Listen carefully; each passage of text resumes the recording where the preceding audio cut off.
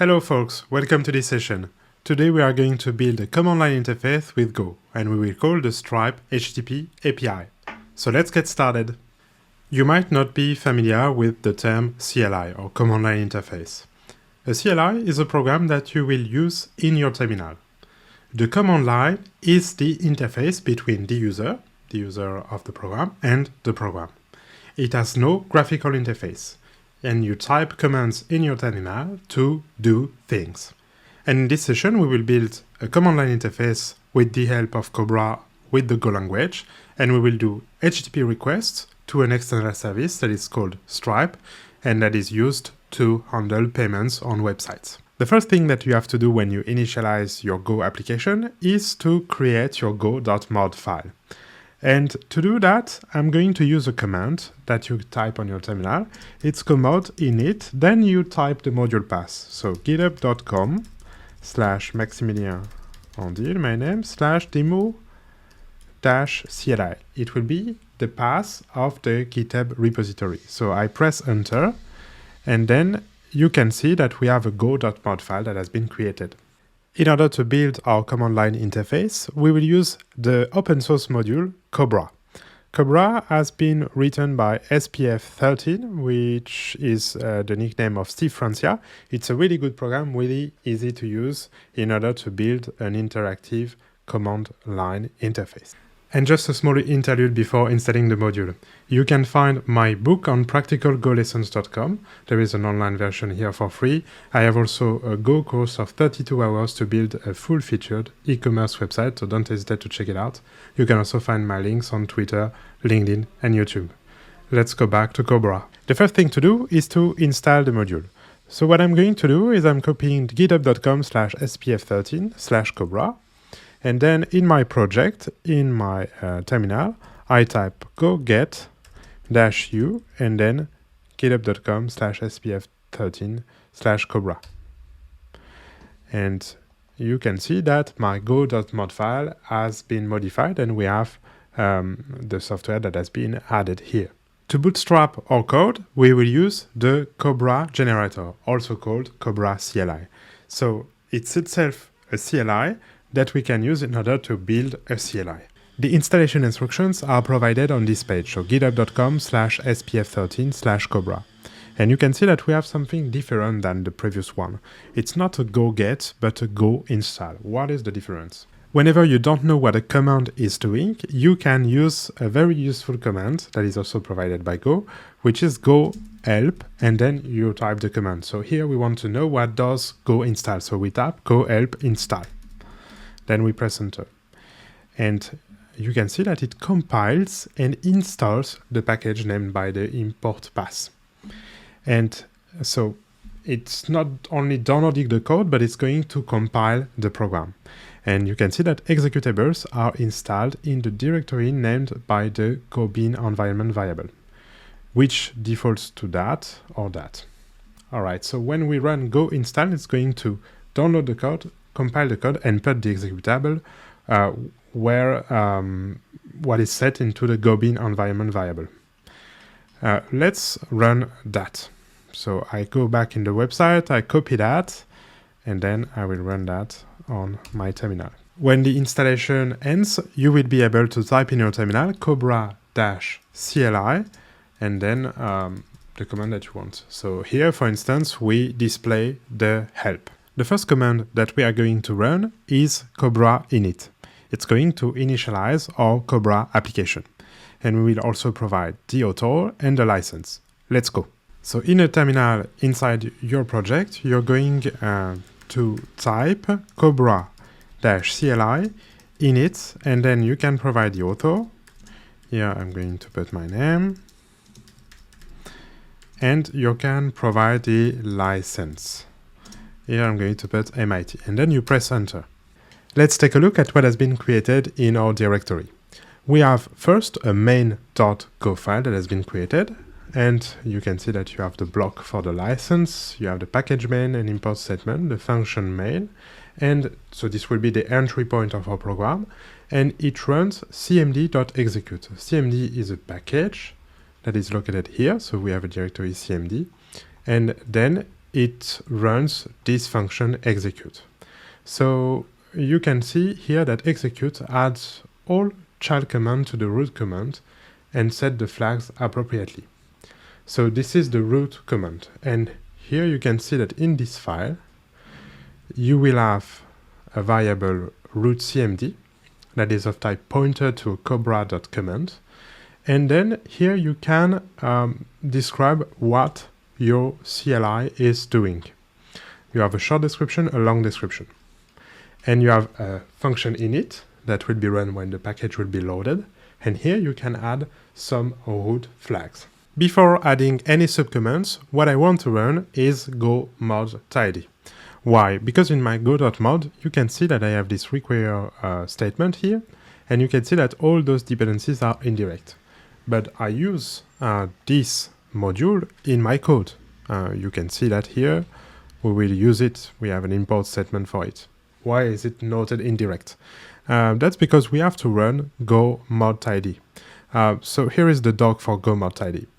Tidy makes sure that the go.mod matches the source code in the module, adds any missing module necessary to build the current module, package and dependencies, and remove unused ones. It also adds any missing entries to the go.sum and removes any unnecessary ones. So let's run that in our program. So go mod tidy. I press enter, and you will see that in my go mod I have this direct dependency and those indirect dependencies, so that's good. Now let's try to run a program. So go run main.go. So it's going to compile the program and run it. And you can see that you have the long description that is written here. We can also try to do go run main.go -- help. And you will see that you have the same that is outputted here. So for the moment it's output just that. Now let's add some features to our CLI. We would like, for instance, to be able to create a payment link for a customer. So for instance, we can add a command that is called create payment link. And now if we run that, it will just output the CLI description. So we need to add this command. In order to add a command, you can also use the Cobra CLI. So you're gonna do cobra-cli add and then the name of your command. So let's do that. So cobra-cli, then add, and the name of my command, which is create payment link. Let's press enter, and you can see that you have this message. So the command has been created. And if we look into the CMD directory, you can see that here you have a new command that has been created. In this file, we can replace the short and the long description. So let's replace the short description. So create a checkout session with Stripe. And then for the long description, we can put the same. For the moment, we will update that later. And then you see in your command, this is always the same. You have a global variable which is create payment link CMD of type pointer to Cobra command. And then you have a field on this Cobra.command which is named run. And this field is of type function that takes an input which is of type pointer to command and arguments. And here you can put whatever your command is doing. So here, this will be the code executed when you run this command. In order to create a payment link, we will need to be able to contact the Stripe API. So to do that, we have a Stripe SDK for Go that you can find on github.com/stripe/stripe-go. And so to install it, we just have to copy this command. So a go get -u, which means to download the latest, and then the module path. And by the way, you can see that in this module path, we have a version number. That's part of the versioning system of modules in Go. We will probably make a video about that. So let's copy that, and we will run that into our terminal. Alright, so the code of the Stripe SDK has been downloaded in our local cache, and an entry has been added to the go.mod and go.sum. Now we can use that library. So in order to create a payment link, which is in a Stripe terminology a checkout session, we can check the documentation of Stripe. So on stripe.com/docs. I'm going to share the link because it's a little bit long. And we have an example of code that is specially designed for Go. So we can just copy that and see if it works. So I go into my createPaymentLink.go, and then I'm going to remove that and put that here. And you can see that my IDE has automatically imported the Stripe SDK. And here you can see that I have an import issue. So I'm going to check what I need to import. So I need to import the checkout session. Now we have an error here. So session.new will return a pointer to a Stripe.checkout session and an error. So we have to handle the error and do something with the session created. So here I'm going to create a variable error, and then if the error is different than nil, I'm going to use log.fatal in order to stop the execution of the program. So log.fatalf error while creating checkout session on Stripe, and then %s in order to print the error.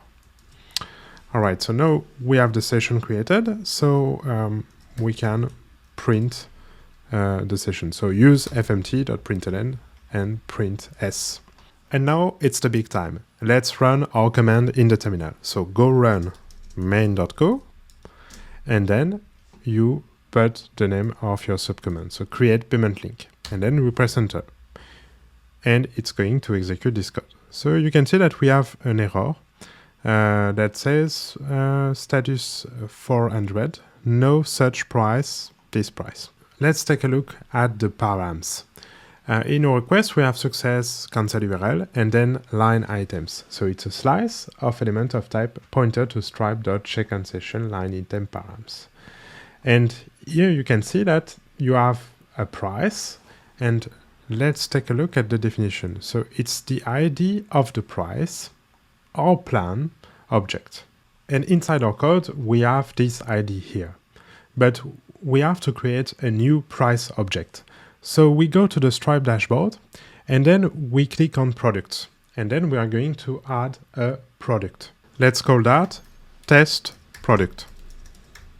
And then for the price, we put a price of 10, and then you select one time for a one-time product. Then we click on save product. And you will have the ID here. So we can copy that, and we can replace it here. So it means that every time I want to change that price ID, I will need to recompile my program. This is not very optimal. We should add a command line flag. Adding a flag is not really difficult. So you go to the init function in the create payment link, and then we're gonna copy that. We have an example of a flag here. So create payment link command dot flags, and then we can select the type of the flag. So it will be a string. So we input here string var p. So string var p will take as first argument a pointer to a string. So I'm going to define here a global variable which will be my price ID of type string. And then I can pass that to string var p, and so I have to take the address, so I use the ampersand. So now this here is of type pointer to string. So then I put the name of the flag, so it's going to be price ID, then the shorthand, for instance PID, and it should be the default value. Let's put test. And then we have the usage, which will be the help message that will be displayed to the user of your CLI. So I'm going to change that, and I'm going to put price ID that has been set on the Stripe dashboard. We can also put a link for our users to the products here. Now that we have our flag, we can use it in our code. So price ID will be set with the value inputted by the user. And if it doesn't input any value, the value will be equal to test. So I can use price ID here and replace it here. All right, so now we can try to run the command. So go run main.go, create payment link. And by the way, let's try to do a -- help. And you can see that we have an error, and it's not a standard error, it's a panic. It says that PID shorthand is more than one ASCII character. So we cannot use a shorthand that is more than one ASCII character. So let's modify that by P. Let's try to run that again. And you can see here that you have the help that is outputted. It's pretty neat. So you have the description, the usage, and then the help, and then the flags that you have. So -p or -- price ID of the string, the price ID that has been set on the Stripe dashboard. So now we know how to use that. So let's input our price ID like that, and then I go back to the dashboard, and I'm going to select my ID here. And then I press enter. You can see in the console output that we still have an error. It says error while creating checkout session on Stripe, and we have a status 400, no such price. That's because in our code, you can see at the line 24 here that we set the Stripe key with the thing that we have copied from the website. We have to put a real key, the key from our account. This Stripe key is sensible. We can, of course, create a new command line flag for the key, but that's not a good idea, because when you go back to the previously typed commands in your terminal, you will see the password, and the password will be also stored in the history of the commands typed by your terminal. So that's not a really good practice. Instead of using a command line flag, we can use a library that is called PromptUI from Manifold Co. I find it really practical. It allows you to have an interactive prompt for command line implications, and we can ask for the password. Let's install that library. So I'm going to copy the module path here, and then in my project, go get -u, and then I'm going to download the latest revision of that.